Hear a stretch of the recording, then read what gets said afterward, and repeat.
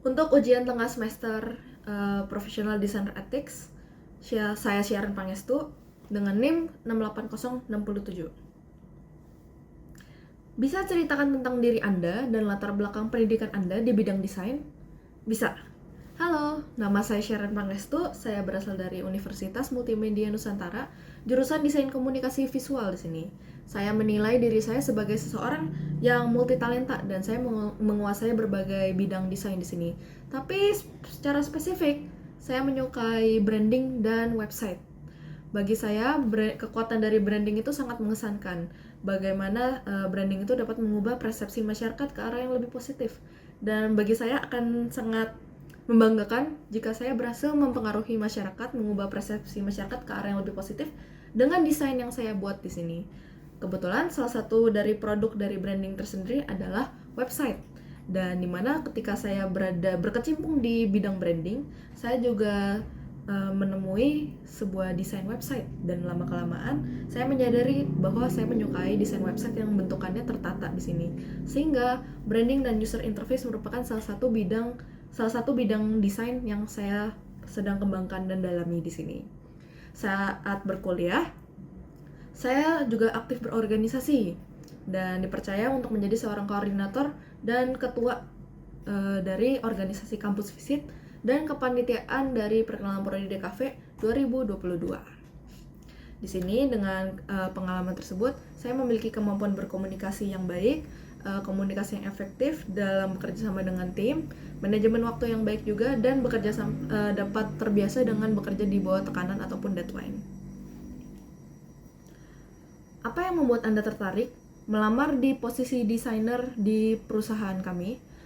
Oke, baik. Saya sudah mengikuti perusahaan ini dari tahun 2022 sampai ke tahun ini, dan saya melihat bahwa perusahaan ini memiliki potensi dan reputasi yang besar dalam sektor industri kreatif.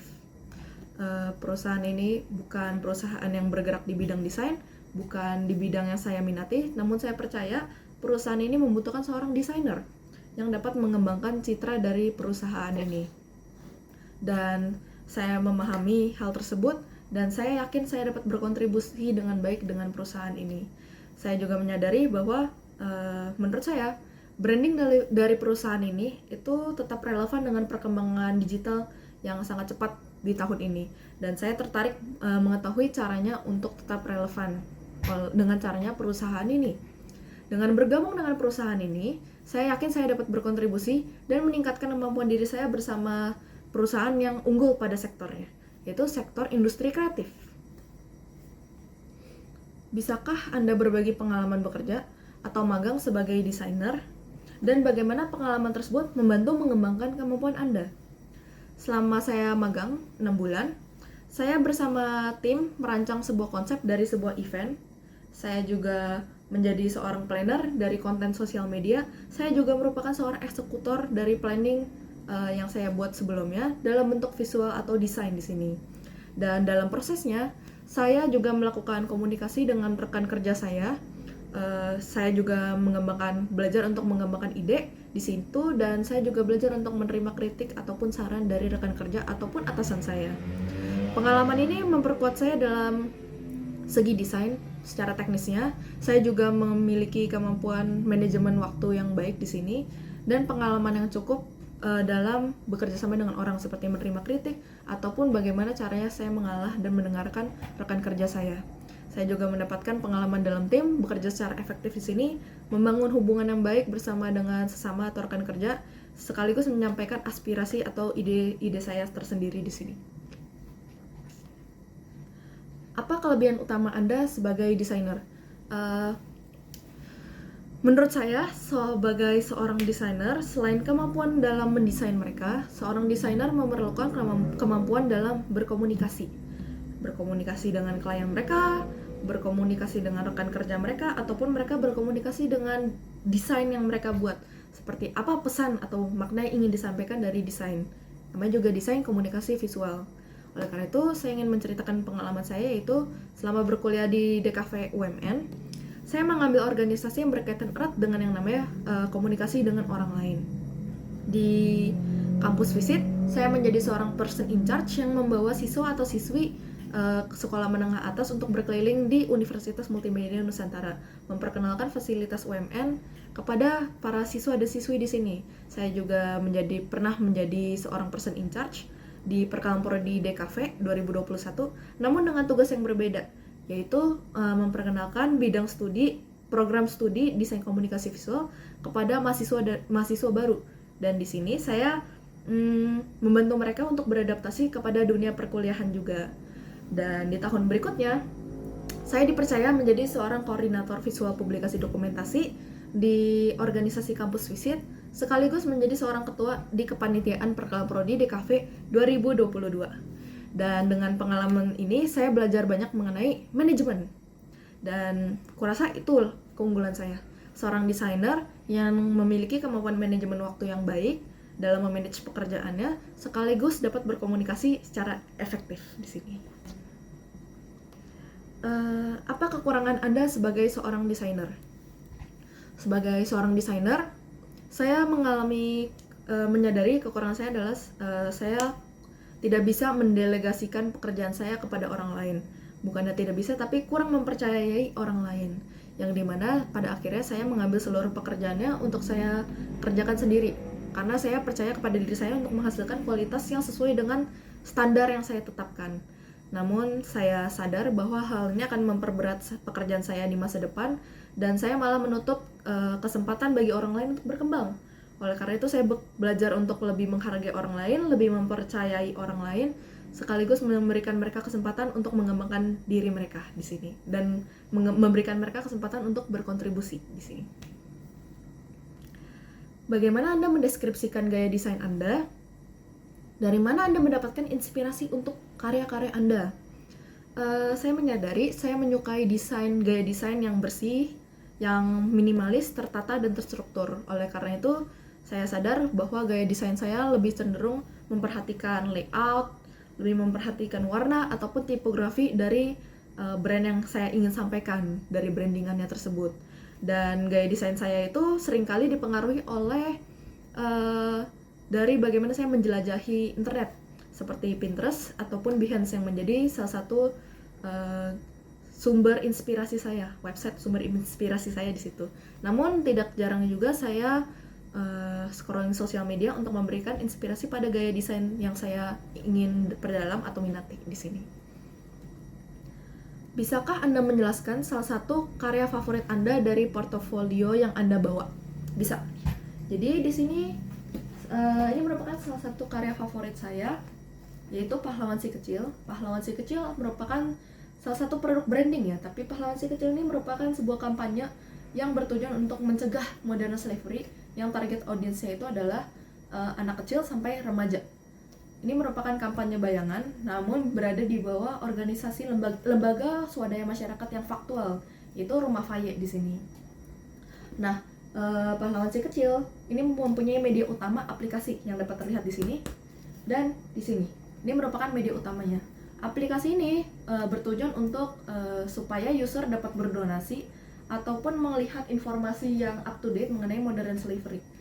User dapat berdonasi agar para panitia Pahlawan Si Kecil ini memiliki dana yang cukup untuk memberikan edukasi kepada anak kecil atau remaja terkait bahayanya modern slavery ataupun mencegah mereka dari bahayanya modern slavery ini. Namun mereka juga dapat memberikan perlindungan hukum kepada korban-korbannya. Dari aplikasi ini merupakan media utama dari kampanye Pahlawan Si Kecil. Dan di sini saya juga membuat sebuah media lainnya, media penyokong yang membantu mempromosikan media utamanya, seperti road banner ataupun iklan-iklan yang berbentuk secara fisik di sini yang ada di pinggir jalan, ataupun sebuah exhibition, ataupun ada booth di sini yang mempromosikan aplikasi. Namun saya juga membentuk sebuah media digital seperti promosi secara sosial media, Instagram, feeds, story, ataupun sebuah website yang dapat diakses oleh user untuk mendownload aplikasinya dan mengetahui apa itu kampanye ini, kampanye Pahlawan Si Kecil. Yang paling saya sukai dari proyek ini merupakan salah satu proyek branding yang saya bilang cukup sukses karena berhasil menjawab target masalah yang dipaparkan, yaitu modern slavery.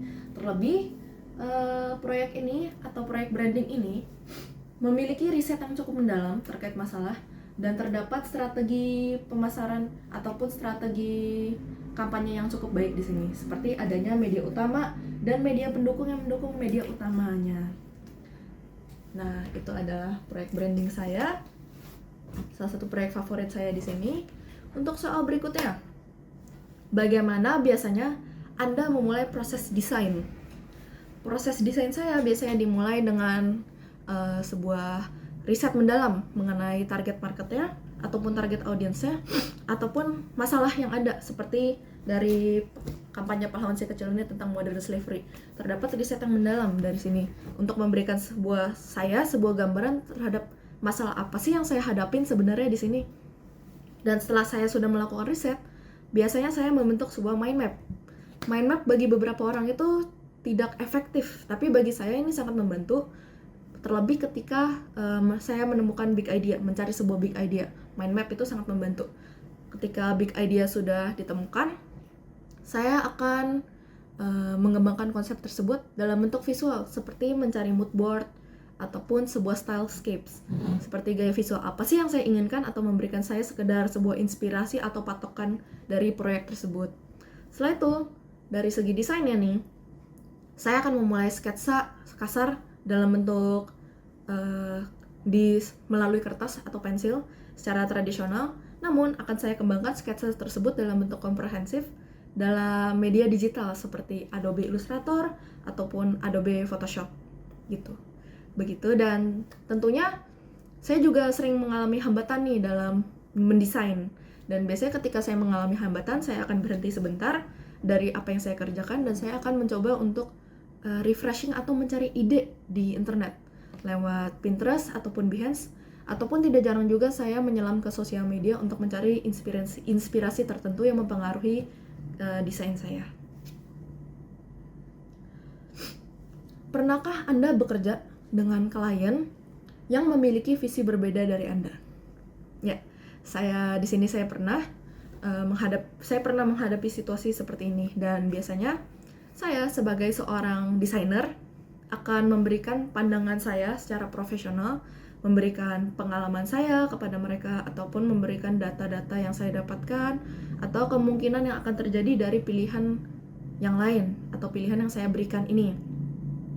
Namun, walaupun saya membela diri ataupun memberikan aspirasi saya juga terbuka untuk mendengarkan klien saya, pikiran dari klien saya. Karena bagaimanapun juga, kalian adalah nomor satu di sini. Dan sebagai penutup dari permasalahan atau perbedaan visi misi ini, biasanya saya akan berkompromi dengan klien dan kita akan bekerja sama menemukan solusi yang terbaik bagi kedua belah pihak. Seperti itu. Terakhir, apa harapan Anda dalam karir sebagai desainer di perusahaan ini? Dan bagaimana Anda melihat diri Anda berkembang dalam beberapa tahun ke depan? Saya di sini berharap saya dapat keluar dari zona nyaman saya dan mencoba untuk perusahaan ini memiliki tradisinya atau caranya tersendiri, dan saya ingin mempelajari caranya perusahaan ini di luar caranya saya. Dengan ini saya mendapatkan makin banyak pengalaman, saya akan belajar makin banyak, yang dimana pembelajaran ini dapat saya kontribusikan kembali kepada perusahaan ini agar dapat terus berkembang. Dan untuk beberapa tahun ke depan, saya ingin terus bertahan. Saya ingin terus bertahan dan saya ingin terus berkembang. Dari segi teknis, yaitu kemampuan saya dalam mendesain. Dari segi sosial, bagaimana saya berinteraksi dengan yang lain, dengan rekan kerja saya, dengan atasan saya, dengan klien saya. Ataupun dari segi manajemen, bagaimana saya memanage sebuah proyek atau pekerjaan dan membagi waktu untuk pekerjaan tersebut. Yang dimana nantinya saya dapat dipercaya untuk memegang proyek yang lebih besar dan diberikan kesempatan untuk memimpin sebuah tim desain saya tersendiri. Seperti itu harapan saya dalam perusahaan ini. Terima kasih atas wawancara hari ini, kesempatan berwawancara hari ini. Terima kasih Bapak dan Ibu sekalian.